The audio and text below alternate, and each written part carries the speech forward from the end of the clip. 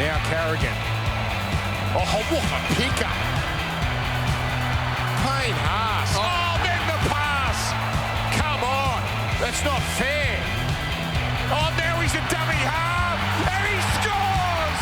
Payne Haas does it all. There's a very special brotherhood building here at the Broncos. You've spoken about referencing all those Broncos of old and modelling your game on the Webb keys and you know, the special years and that era that they had. Do you feel that you've achieved that here now and the trust that you have in the men standing shoulder to shoulder with you? I feel like we're heading to that direction. We've got some great young players here, and I know how hard it is to back it up, especially when we have one good year. And you know, obviously you're going to have a target on your back with Walshy and Ezra and stuff, and everyone's going to be putting targets on them. But the boys all here, they train hard, and yeah, we're pretty tight. So. Have you gotten over the grand final? Have you looked at it properly? Have you been brave enough to watch it back yet? No, I haven't watched it. Probably watched about 10 minutes. I couldn't watch it just because I sort of know, yeah, we should have won the game. But yeah, hats off to Penrith. They did us at the back end of that game, and yeah, Cleary really stood up, and Moses Leod and stuff. So got lots of respect for them. How did it feel out there when the shift started to happen? The momentum went away from the Broncos. They could have put the game to bed, but all of a sudden, the game just got away. Yeah, I thought when Ezra scored his third try, I thought, oh, we might be home here and we might be all right. And yeah, bit of a sucker for thinking that 20 minutes is a long time in rugby league. And well, do you think that's what all your teammates thought? This is it, we're done. We've won this. Do you think that was the problem? Yeah, probably, but also in that first half we didn't help ourselves. We had 11 errors in the first half and defended a lot, and I feel like lots of our boys were a bit tanked by the end of it, and just couldn't keep it up. But something we'll learn from, I guess, and still hurts now, but can't change it now, so. Your stats were off the Richter scale. Your metres, post-contact yardage, the hit-ups, the intent, you added an offload to your game. No one got close to you in 2023. How do you keep levelling up your game? What's the next frontier to show the NRL this is what a front rower can be?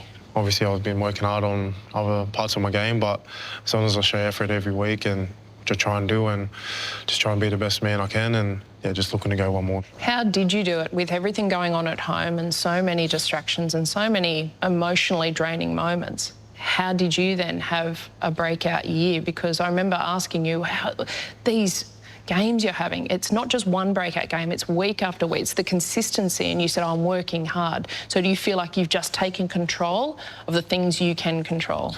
Yeah, I feel like that's the best thing you can do in kind of these situations I was put in. You know, obviously I can control me working hard and working on my game and just trying to be a good man actually off the field. I feel like when I'm doing my best off the field, it shows on the field. So yeah, I feel like I've gone up another level this year, which helped, and but got to get that grand final win. So yeah. The desire and the drive is there. The body's one thing, but the mental part's the other. How strong are you mentally? Because you're able to put things to the side and deal with it and still bring compassion to that part of your life, but also you're laser focused on your job week in, week out. Just don't want to let down the boys, and I don't like bringing my off-field stuff into these walls here and in the gym or on the field. And yeah, obviously, like I said, growing up, footy was my escape, so I used it this year as my training stuff to get away from sort of things I was going through in my family. So by the time you were in, your early teens, you ended up at Kebra Park, which is an incredible nursery for rugby league, and just another star rolling off the production line there. But who was the first one to go, you've got it? Oh, probably when I was 15. I was at a state carnival, and that's when people started to take notice of my ability and stuff. And I think mainly it was at the back end. I feel like before I was 16, I went to Warriors pre-season, and Andrew McFadden really gave me confidence. And yeah, I was 15 there doing a bit of pre-season for a few weeks with the Warriors NRL team, and yeah, I feel like that's the moment where it changed for me and where I knew I could make it in NRL. So did you always want to be a Bronco? No, no, I didn't. What did you want to do? I wanted to play for the Knights growing up, to be honest, and because my uncle played for them. So we used to hate the Broncos because it was so good back in the day, but they used to always beat us, and I remember there was a game at Energy Australia, what it used to be called at nights, and Broncos beat my uncle's team like 60 points. Full time here at Suncorp Stadium.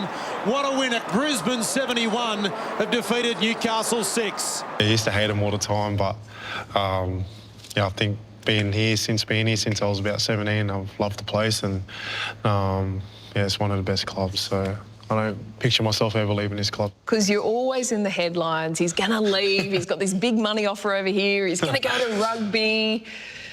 I mean, the media are obsessed with you, and I can understand why, because you're such a hot commodity. But are those conversations real? Do you have big offers come your way, and are you tempted to look at it and look at what life could be like away from the Broncos? Yeah, to be honest, obviously there was some stuff going on with Wallabies, and their chairman came out and said some stuff, but legally I couldn't talk to anyone until November 1, so my whole focus was just trying to re-sign with Broncos, and we're trying to get that deal done. And there was lots of smoke about me leaving and me looking at other clubs, and yeah, obviously I can't pay attention to it, but all the boys here knew I wanted to stay here, and it's just about finding the best deal for both parties, not just myself, but for Broncos as well. So, in terms of your career and your journey and your development as a young footballer and as a young man, as a young father, what are you in the midst of creating?